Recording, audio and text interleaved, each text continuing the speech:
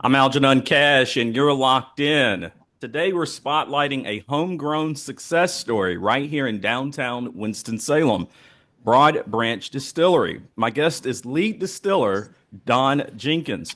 If you've ever walked downtown on a weekend, you've probably seen their tasting room buzzing with locals and visitors. Behind that buzz is a serious craft operation: grain sourcing, yeast, fermentation, barrel aging, all the science and art that goes into a great pour. But it's also a job story, a tourism story, and a pride in place story. How does a distillery help energize downtown Winston-Salem? What does it take to build a premium brand in North Carolina's regulatory environment?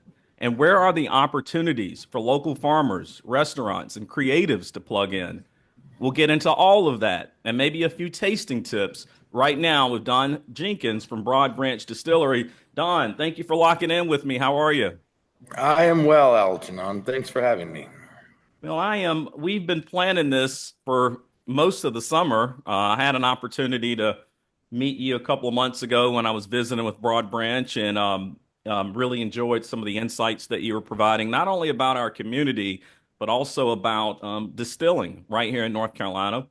I will tell my audience, I shouldn't probably tell my audience this because I don't like to be bothered when I go there on Thursday night, but you all have the best special in all of Winston-Salem, $5 old fashions every Thursday night. So you can always catch me there on Thursday evening, hanging out with Lauren at the bar at Broad Branch. So Don, thank you again for being here, man. I guess to sort of kick in a little bit, give us a little bit of a short origin story about Broad Branch Distillery and how you found yourself there. So, Broad Branch was founded by John Frigakis and Nick Dumas. They'd been friends for years, both Greek. And this was kind of like a retirement project. Had both been in successful businesses, and this was just going to be fun. So they got everything set up. I think they intended to do this by themselves. They were both in their 70s, mind you. And after their inaugural run, their first fermentation, I believe they realized that they would need at least somebody else in here helping somebody younger, because it's heavy work, it's hot work, a lot of crazy stuff goes on. So they hired their first distiller, a gentleman named Joe Tappy. He and I were friends for years. And the second year they were in production, it had gotten to the point where they needed help. And I busted down here and did an interview, and the rest is history. As they always say. No, that's a great story, and thank you for sharing that. And for my audience that may not be able to connect the dots, Nick Dumas, his son Steve Dumas, actually owns Camel City Barbecue Factory in downtown Winston-Salem, and I'm a huge fan of them as well. So you often see me in there grabbing some brisket and collard greens and mac and cheese. So, I would be remiss if I didn't add this. I just think that the Greek contribution to Winston-Salem as a community is tremendous. And what they have done for our food and beverage community and our restaurants and our bars and distilleries and breweries and so forth is just tremendous. And so I just want to pause for a moment and just give them a little bit of a show them their flowers for all the contributions they've done here in Winston. I guess, Don, when you think about Broad Branch Distillery, what makes Broad Branch the spirit that you're producing? What makes it distinctly Broad Branch? I mean, what is so special about it? John's philosophy was always, and this sounds strange, do things the hard way. Normally, the right way is the hard way. Don't cut corners. We grind our own grain fresh. We source as much as possible from North Carolina. Our rye actually comes from Washington State. Um, you know, there's very little automation in our system, so we're kind of knee deep in it. And because of that, we know if there's a problem anywhere along the way, and have the opportunity to correct. Um, the investment in barrels, John knew from word go that 53-gallon barrels it was more than just a coincidence that all the distilleries in Kentucky were using 53-gallon barrels in time. Basically, if we produce good distillate, get it in a good barrel, the barrel will take care of the rest. The climate in North Carolina is as good, if not better, than the climate in Kentucky for making, for aging whiskeys. And that's how we approach it. You know, everything is balanced. We make sure that just every step along the way, everything is exactly where it needs to be. And, you know, truth be told, a lot of the heavy lifting is done by the yeast in the barrels. Wow, that's incredible. I guess for anyone in my audience, Don, they might be new to bourbon. They're not like me. Um, what is a specific bottle that you think people should start with? How do they sort of level up and become an enthusiast? So the industry currently seems to be the consumer interest seems to be bourbon centric. And I like bourbon just fine. We do make bourbon. It's called Big Winston. This year it's 7 years old, 100 proof bottle and bond. Hmm. But our flagship, we do rye. Rye is kind of our thing. And our rye fidelity, the standard rye fidelity is a 6-year, 100% Washington State rye mash bill. So rye, water, and yeast. That product won double gold at the San Francisco World Spirits Competition in 2023. And that competition is the oldest in the U.S. And you're competing against everybody. So, you know, we went from winning awards in craft organizations, American Distilling Institute and the American Craft Spirits Association, to that competition. In the first year we did walk away with the double gold, which, you know, it reinforces that what you're doing is good. People can tell you I like the product a lot, but when you have 63 judges all give it gold, it really helps confirm that you're doing something right. Well, congratulations on that, Don. I wasn't even aware that you all won that award, and I'm someone that really tries to keep my ear to the ground when it comes to our food and beverage community. So I'm thinking that if I didn't know it, most of the community probably doesn't know it. So how do y'all get the word out about those kind of things? How do you inform the community of all this great progress that you're making? It's a social community. It's social media. We have an Instagram, Facebook. We haven't really done TikTok. Everybody keeps saying we should. It is, my daughter does a lot of TikTok. I have to figure out how that works. But, you know, we try to be as transparent as we can. So, you know, online we talk about our process, any new products coming out, you know, anything we've gotten involved with, and just try to keep everybody apprised of what's going on here at Broad Branch any given day of the week. Well, I know I've been having some conversation with Anna and Natalie as well about possibly doing some type of a tasting and tour with our Eat Drink Triad community. So I know we've chatted about that, but we've got to go ahead and manifest that opportunity. So for my audience, that if you're unaware or have not visited Broad Branch Distillery, that might be a great opportunity for you to come in for an experience. You all do tastings and tours all the time, Don. Talk a little bit about that and sort of what that outreach to the community looks like. 7 days a week, you can walk in and we will walk you through a tasting of the spirits that we offer. By law, I believe we're allowed to give 5 quarter-ounce taste, basically whatever you'd like to try. And that is 7 days a week. So on Sundays, ABC stores are closed. You can come down, you can do a tasting. Our bar is open Wednesday through Sunday, excuse me. I got that wrong.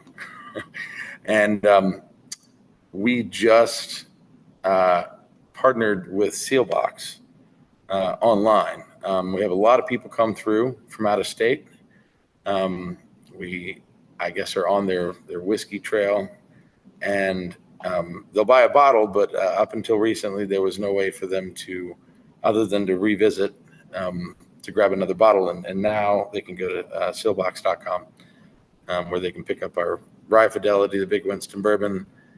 I believe currently we have an anniversary rye there online, and a bourbon that was finished in malt barrels.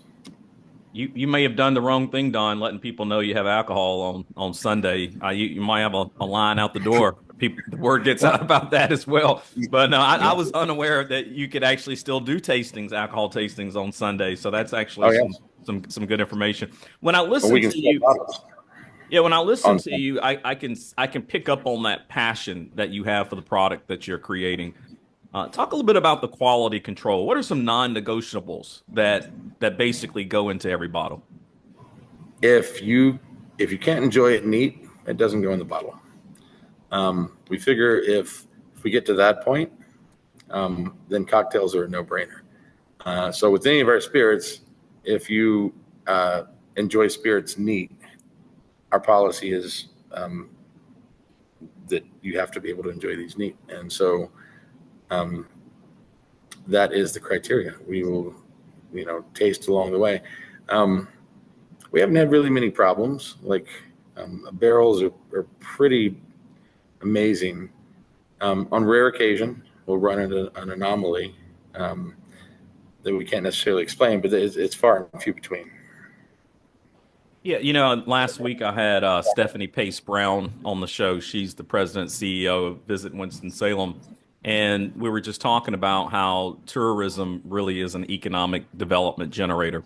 And it brings people into town, it creates jobs, it creates an economic impact. And for my audience, I want to go back to something Don said. I mean, if you're out of town, and the Locked In show is worldwide, so no telling who might be listening to this, right? If you want to come into Winston-Salem, North Carolina, this is a great reason to come. I mean, we've got some really great spirits, and you can learn more about how these spirits are produced with an education and tour right at Broad Branch Distillery. So shameless plug, if you're visiting Winston-Salem and you've heard this show, contact Broad Branch to schedule that tour.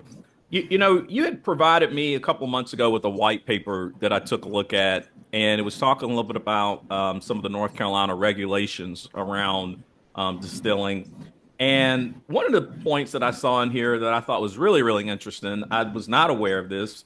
In 1904, our state was home to 745 registered distilleries with 540 actively operating. Sounds like at some point in time, Don, we were giving Kentucky a run for its money. Talk a little bit about the history of bourbon in North Carolina. So prior to Prohibition, North Carolina had well over 400 distilleries actively registered. This doesn't even include what was going on in the woods. North Carolina decided at the time that they were going to impose their rendition of Prohibition 10 years prior to the federal Prohibition. And it was at that time, prior to that time, if you wanted whiskey, you came to North Carolina. It was very little of it was aged. It was typically a clear spirit. But once we were down, Kentucky found their way. And I like a lot of products that come out of Kentucky. No hard feelings, but it really gave them the opportunity to become a place that you think of when you think of whiskey. That's one of our biggest challenges in North Carolina, is to make that list. So, when you think of bourbon currently, Kentucky, Texas, Tennessee, there's certain states that come to mind, and North Carolina isn't necessarily one of them, but we want to change that. And really the only way we're going to be able to do that is if we have the support of the North Carolina legislature. And we are kind of constantly in talks. Most of the legislators simply don't know how difficult the regulations are on a small business. And when we let them in on that, most of them are gobsmacked. So hopefully, like one of the things that could really change the industry in North Carolina would be if we could address the excise tax, because we have one of the highest excise taxes in the country. I think it's the sixth highest. And it makes it very difficult to compete with distilleries in other states. It makes it difficult, to hire the people that you need, bottles, and none of this is inexpensive for certain. So what we hope is that somehow we can work together with the state to help North Carolina distilleries grow. Because like you've said, we can partner with a great deal of other businesses in North Carolina, restaurants, hotels, people that come to visit the distillery. They like Winston-Salem, they stay a few days, and now you've got people visiting, all sorts of stores and facilities that are really, really great about Winston-Salem.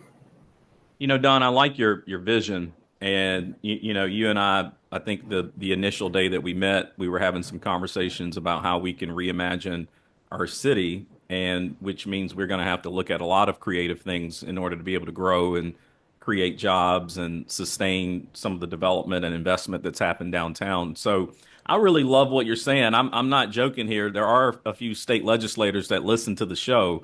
So when you all hear this conversation, take what Don is saying very serious. I personally believe that the rules and regulations in North Carolina when it comes to ABC and distribution is completely antiquated. When I look at other states around the country and how progressive they've gotten, of course, we're just happy to have passed a bill that allows you to take cocktails to go. However, I really believe we have an opportunity to really reimagine how we do ABC distribution altogether. Personally, I would love to see more private distribution and not just distribution from the state per se. I would love to see the overturning of the happy hour laws and allow our bars and breweries and distilleries to compete with their restaurant counterparts as well. So there's a lot of work to do. And, Don, this is something that, going back to COVID, I've been having these conversations with legislators ongoing, trying to help them to also think differently about the way we treat ABC and distribution here in our state. I guess to put that back onto you, you talked a little bit about the excise tax. It's the sixth highest in the country. What would if smaller distilleries were taxed differently than their big importers, what would that really mean for you day to day? It would change the game. If we could half the excise tax that we pay currently, the ability to go into other states to open market. Right now we're in two states, North Carolina, South Carolina. We're looking to get into Maryland. And when you put a product in a new state, you really got to have a team there or someone there to kind of go around and promote that spirit, because distributors, they can get them where you want them, but their job is not to promote the product. So that alone, for each state we get into, we're selling more product and increasing revenue. And then all of a sudden the size of our staff can grow and our operation can get bigger. And, that draws more notoriety and that draws more visitors to North Carolina, specifically Winston-Salem. Yeah, I totally agree with you. I guess talk a little bit about because when you and I met, this is something you've been working on for a while. That I think the North Carolina Distillers Association has been working on it for a while. What's the challenge? What's the obstacle for this to move forward? I know that a lot of times some state legislators are completely concerned and worried and don't want to relax ABC laws at all. I mean, they're just totally concerned that people are going to start over consuming alcohol. What would you say to that legislator if you could sit across from them? So first off, the Distillers Association of North Carolina, they've achieved a lot in the past 10 years. So we went from being able to sell one bottle per person per year from the distillery to selling 5 bottles per person per year from the distillery, and now we can sell as many bottles as you'd like to purchase. That's a huge change. The fact that we're allowed to be open on Sundays, huge change. So the legislature has worked with us in all kinds of ways. And again, I don't think they're trying to oppress necessarily. I think a great deal of it is just simply understanding how these regulations affect small business. And I think also, almost all the distilleries in North Carolina are producing premium product, right? Higher priced, top shelf stuff. This is not where you're going to see, kids trying to sneak in with fake IDs and such. There's there's other product for that, and it's not ours. So, I think that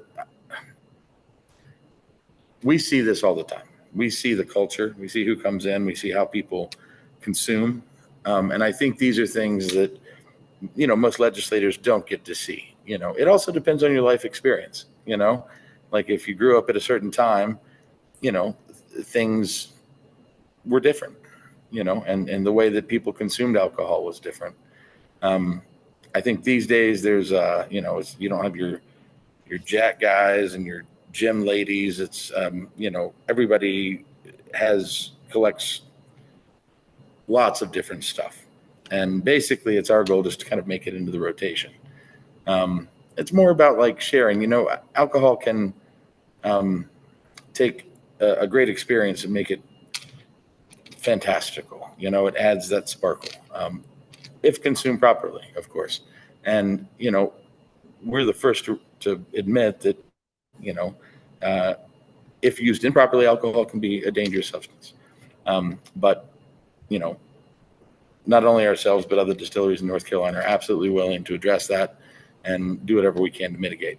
So, excise tax, I believe, is an important thing. I just feel like it's a bit steep.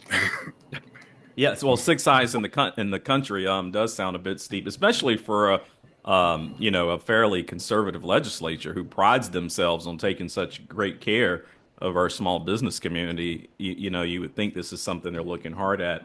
I do know that there's been a lot of relaxing of a lot of different laws over the years recently. Sports gambling, something I thought would never happen, is here. Casinos are being built here now. So, medical marijuana is being considered in Raleigh, something I never thought I'd see here. So hopefully, Don, your wish list will get included into the agenda as well. But I promise you, I'm actually going to make sure that I personally mention this to a few legislators that are close friends, that this is something that we need to be taking a hard look at and could have a positive impact on Winston-Salem, at a time where we're having a lot of deep conversations about the direction that downtown is going in right now, with some of the vacant storefronts and the loss of jobs and some restaurants that have decided to close this year.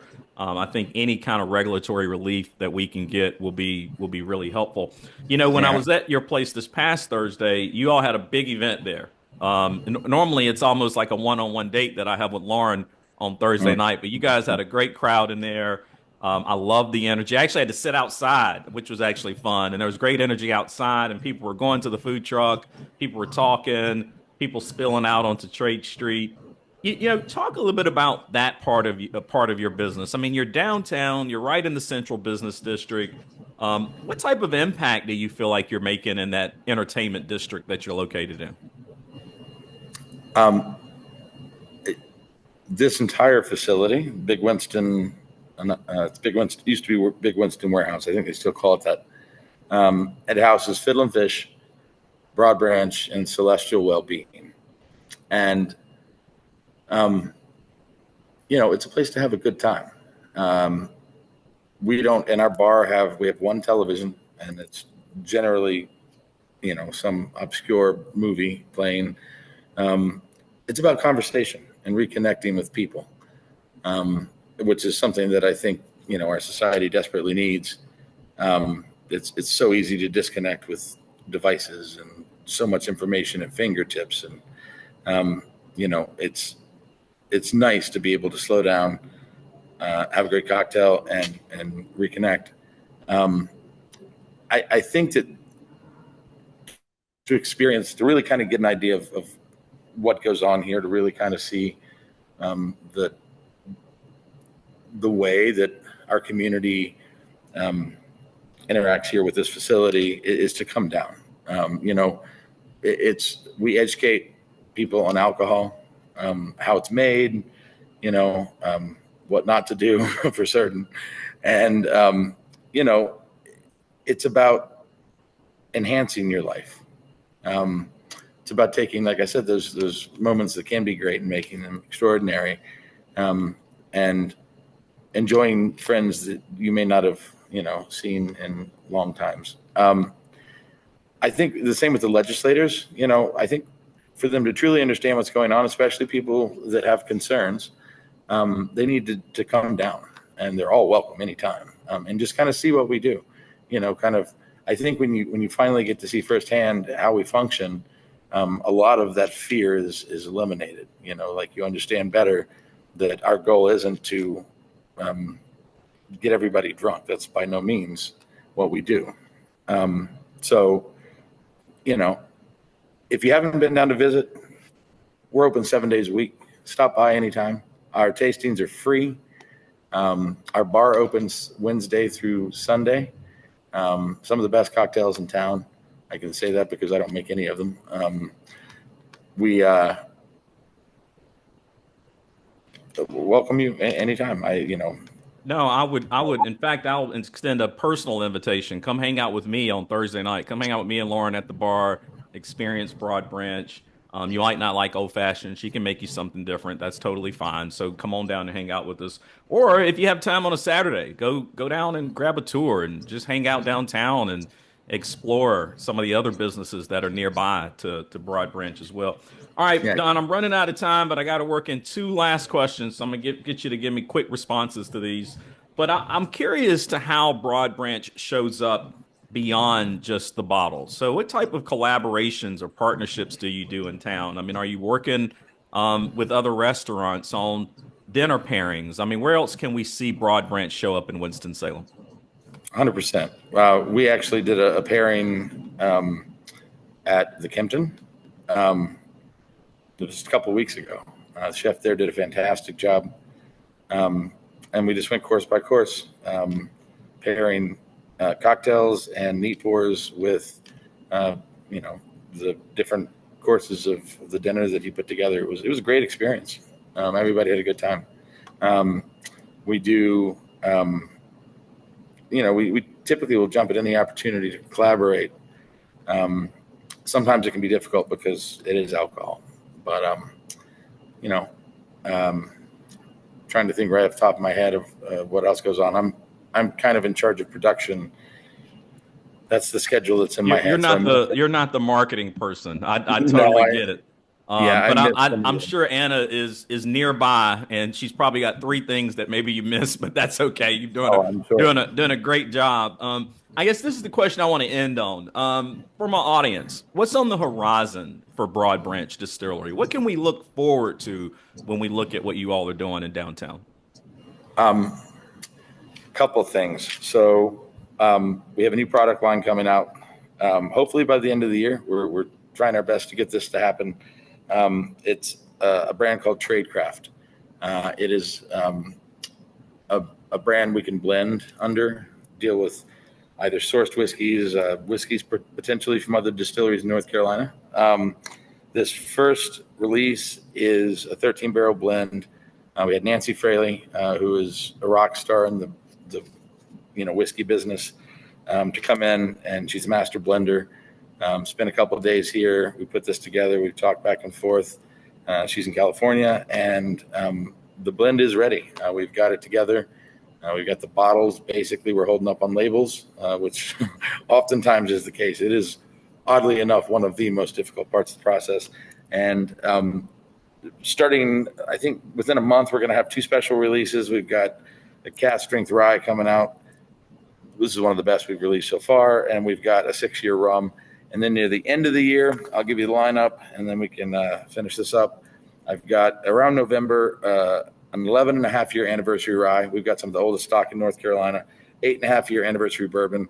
Product called Wood Exploration. It's 11.5 years. a chocolate bourbon. A lot of people have been waiting for this one. It's 7 years. It's one barrel that will never be repeated. We've got a bourbon that will be double oaked, 8 years, and finally a rye that's going to be finished in a rum barrel. And that's all happening between now and the end of the year. A chocolate barrel. My audience, you all heard it here first. I will definitely be on site when they reveal that. Don, I appreciate you for pulling back the curtain on Broad Branch and the craft behind what you do. If you're listening, go experience it for yourself. Book a tour, grab a bottle, and make a day of downtown Winston-Salem. And if you believe in these conversations that lift up local entrepreneurs and build our regional community, I welcome your support. Contact me directly if you'd like to donate or partner so we can keep bringing you thoughtful, independent conversations that move our city forward. Thank you for listening, Don. Thank you for locking in. And to my audience, make sure you stay tuned to WTOB because every Sunday morning, that's where you can lock in with me there. But if you happen to miss me there, hopefully you're subscribed to the podcast. You can get that on Pandora, Spotify, Apple, wherever you like to get your favorite podcasts. I am there. So until next time, y'all stay locked in.